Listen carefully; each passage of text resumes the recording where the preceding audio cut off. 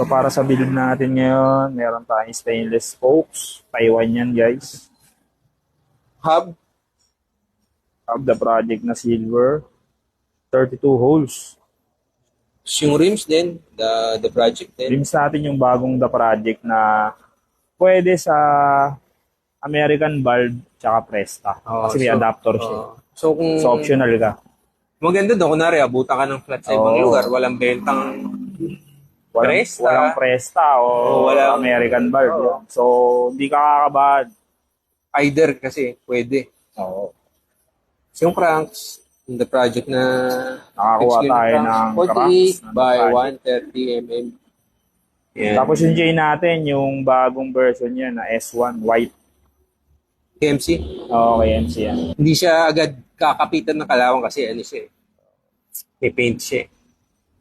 Kaya, Para palang pearl white to ting eh oh. oh.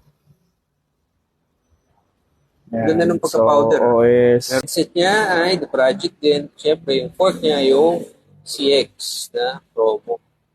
Pakita tayo mga, tingnan natin yung ano, tindig yung fork. Di pa pala siya pinuputulan kasi siyempre, Kasi, preference nung ano eh. Bibili iba. mataas, baba.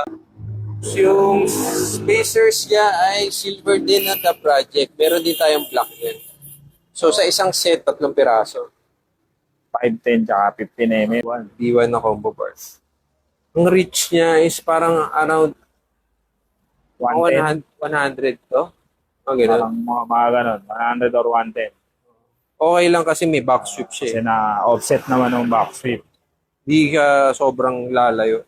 Yung grip mo na dito para sa medyo low.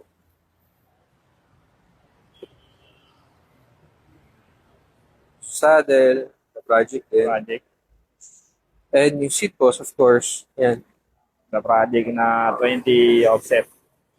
Sa pedals, optional na lang. Kung gusto mo Optional. mag-pleats, Tokage or bootstrap. Tokage or flats with straps. Yun. 3 option mo. Yung Kung tires magpe-pedal niya ka. na thick slick yan, available yan. May pedal strap lang, okay na. BMX pedal, tapos naka-pedal strap. O yan, yung Tokage. Pwede na yun. Rock na yun. Kung gusto nyo lagyan ng preno sa harap, pang alalay, pwede rin. May available tayo dyan. May lever, tsaka caliper na pangharap. Ayun.